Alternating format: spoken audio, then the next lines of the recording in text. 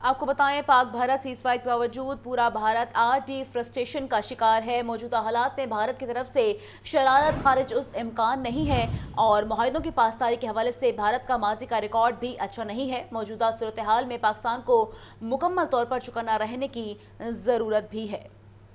Bharat cease fire के बाद भी फ्रस्ट्रेशन का शिकार है। मौजूदा हालात में भारत की तरफ से शरारत खारिज अज इम्कान नहीं। मुआहिदों की पासदारी के हवाले से भारत का माजी में रिकॉर्ड अच्छा नहीं है। तफसीलात जानते हैं सोहेल कैसे से, जो इस वक्त माहिर बैनुल अक़वामी अमूर प्रोफेसर डॉक्टर राना एजाज के साथ मौजूद हैं।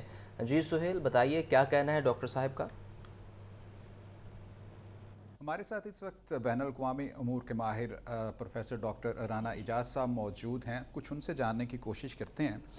सर, सीज़ फायर का जो मुआहिदा है, आप देखते हैं कि ये मतलब सस्टेन करेगा? मैं समझता हूँ कि पाकिस्तान को होशियार रहना चाहिए, विजिलेंट रहना चाहिए, क्योंकि इंडिया अनरिलायबल है, ये सबको पता है और फ्रस्ट्रेटेड है इस वक्त ख़ास तौर पे, क्योंकि ये बहुत बड़ी उनके लिए शिकस्त है। कोई छोटी सी बात नहीं, ये सिर्फ इंडिया की शिकस्त नहीं है, ये इज़राइल की शिकस्त है। तो उससे ये पता चलता है कि इंडिया जो है वो इस वक्त बहुत बुरे तरीके से डैमेज हुआ है और पूरी दुनिया में एक जो पाकिस्तान ने जंग का अंदाज़ तब्दील करके रख दिया है, उससे वो फ्रस्ट्रेटेड है और वो उस फ्रस्ट्रेशन में किसी किस्म की दोबारा जो हरकत कर सकते हैं। पाकिस्तान को विजिलेंट रहने की ज़रूरत है। अच्छा सर, हमने देखा कि इस झगड़े में इसराइल शुरू से ही भारत के साथ खड़ा नज़र आया। मैं ये समझता हूँ कि पाकिस्तान ने जो इसराइल के उन वीकनेसेस को एक्सपोज किया है, एक तो वजह ये, दूसरा मैंने आपको पहले भी जैसे बताया कि नेतन्याहू का आप स्टेटमेंट देखें, वो मुस्लिम वर्ल्ड में अगर किसी को ख़तरा समझता है तो वो सिर्फ़ और सिर्फ पाकिस्तान है। तो इस हवाले से वो ये भी जानते हैं कि पाकिस्तान और ईरान की बड़ी अच्छी दोस्ती है और इसराइल जो है वो ईरान को दुनिया में सबसे बड़ा दुश्मन और उसके बाद पाकिस्तान को समझता है।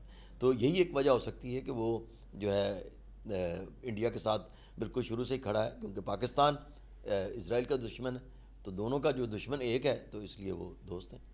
बहुत शुक्रिया सर। ये मुख्तसर सूरत हाल और डॉक्टर साहब का ख्याल है कि ये जो मुआहिदा है ये सस्टेन करेगा, लेकिन इसके बावजूद हमें बहुत होशियार रहने की ज़रूरत है और किसी लम्हे भी अपने दिफा से गाफिल नहीं होना है। बहुत शुक्रिया सोहेल कैसर आपका। लाहौर में तजावुज़ात के खिलाफ ग्रैंड ऑपरेशन जारी है। कॉलेज रोड, कान्हा काशा, ग्रीन ब्लॉक समेत मुतादिद इलाकों से तजावुज़ात हटा दी गई। 11 संगीन खिलाफ वर्जियों पर FIR दर्ज, 43 ट्रक सामान जब्त, मुस्तकिल और आर्जी तजावुज़ात समेत 5000 से ज़ायद गैर कानूनी ढांचे मिसमार किए गए हैं। लाहौर में तजावुज़ात के खिलाफ ग्रैंड ऑपरेशन जारी है। कॉलेज रोड, कान्हा काशा, क्रीम ब्लॉक समेत मुतअद्दिद इलाकों से तजावुज़ात हटा दी गई हैं। 11 संगीन खिलाफ वर्जियों पर FIR दर्ज, 43 ट्रक सामान जब्त, मुस्तकिल और आर्जी तजावुज़ात समेत 5000 ज़ायद गैर कानूनी ढांचे मिसमार कर दिए गए हैं।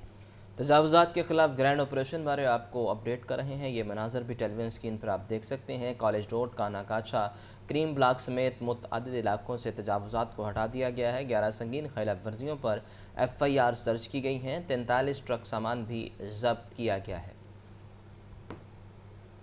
फूड सेफ्टी टीमों का इकबाल टाउन, गुलबर्ग, ठोकर, जौहर टाउन और शाहदरा में ऑपरेशन एक्सपायर एशिया रखने पर एक फूड पॉइंट को बंद कर दिया गया। 17 को 3,65,000 के जुर्माने, भारी मिकदार में एक्सपायर बर्गर ब्रेड, इस्तेमाल शुदा ऑयल और चाइना नमक भी तल्फ कर लिया गया है। फूड सेफ्टी टीमों का इकबाल टाउन, गुलबर्ग, ठोकर, जौहर टाउन और शाहदरा में ऑपरेशन एक्सपायर अशिया रखने पर एक फूड पॉइंट को बंद, 17 को 3,65,000 के जुर्माने, भारी मिकदार में एक्सपायर बर्गर ब्रेड, इस्तेमाल शुदा ऑयल और चाइना नमक को भी तल्फ किया गया है। फूड सेफ्टी टीमों का इकबाल टाउन, गुलबर्ग, ठोकर, जौहर टाउन और शाहदरा में ग्रैंड ऑपरेशन एक्सपायर एशिया रखने पर एक फूड पॉइंट को बंद कर दिया गया है, जबकि 17 को 3,65,000 के जुर्माने किए गए हैं और भारी मिकदार में एक्सपायर ब्रेड और इस्तेमाल शुदा ऑयल और चाइना नमक भी तल्फ कर लिया गया है।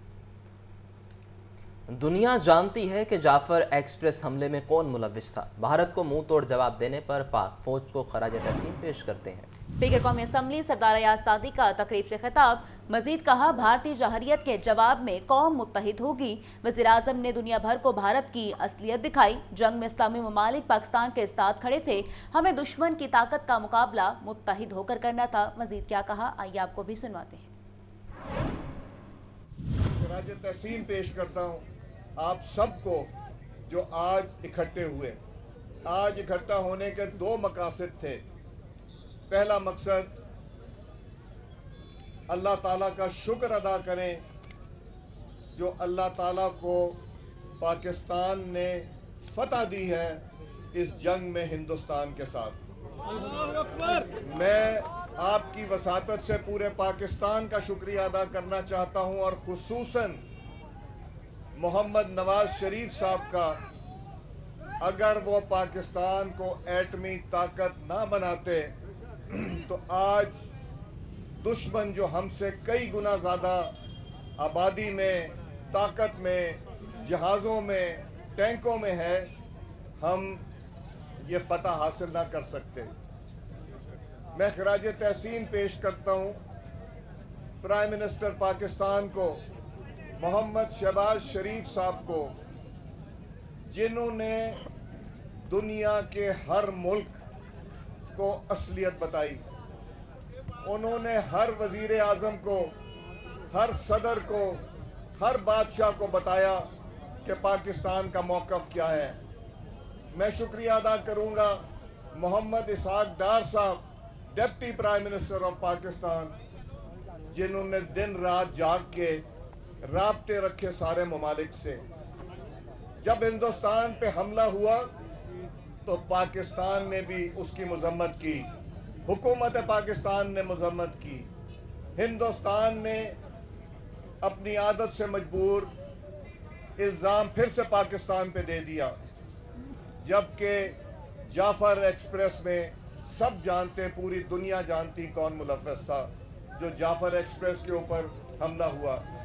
जब इन्होंने इल्ज़ाम पाकिस्तान पे दिया तो पाकिस्तान ने यूनाइटेड नेशन या किसी दोस्त मुल्क की बात की कि वो आए और एक आज़ादाना, मुनसिफाना तहकीक करें। नैब लाहौर में इतवार के रोज़ भी हाउसिंग सेक्टर मुतासरीन की खिदमत का सिलसिला जारी। डीजी नैब लाहौर एहतराम डार के अहकामात पर मुतासरीन को चेक की फराहमी। फार्मानाइट्स हाउसिंग सोसाइटी के मुतासरीन में 1 अरब 34 करोड़ रुपए तकसीम किए गए। मुतासरीन ने चेयरमैन नैब, डीजी नैब और नैब ऑफिसर्स का शुक्रिया अदा किया। आपको एक दफ़ा फिर अपडेट कर रहे हैं। नैब लाहौर में इतवार के रोज़ भी हाउसिंग सेक्टर मुतासरीन की खदमत का सिलसिला जारी है। डीजी नैब लाहौर एहतराम डार के अहकामात पर मुतासरीन को चेक तकसीम की फराहमी की गई और फेमनाइट्स हाउसिंग सोसाइटी के मुतासरीन में 1 अरब 34 करोड़ रुपए तकसीम किए गए। मुतासरीन ने चेयरमैन नैब, डीजी नैब और नैब अफसरान का शुक्रिया भी अदा किया। नैब ऑफिसर्स का शुक्रिया अदा किया गया है। नैब लाहौर में इतवार के रोज़ भी हाउसिंग सेक्टर मुतासरीन की खदमत का सिलसिला जारी है। इस बारे मज़ीद तफसीलात जान लेते हैं ब्यूरो चीफ हसन रज़ा से। हसन, बताइए।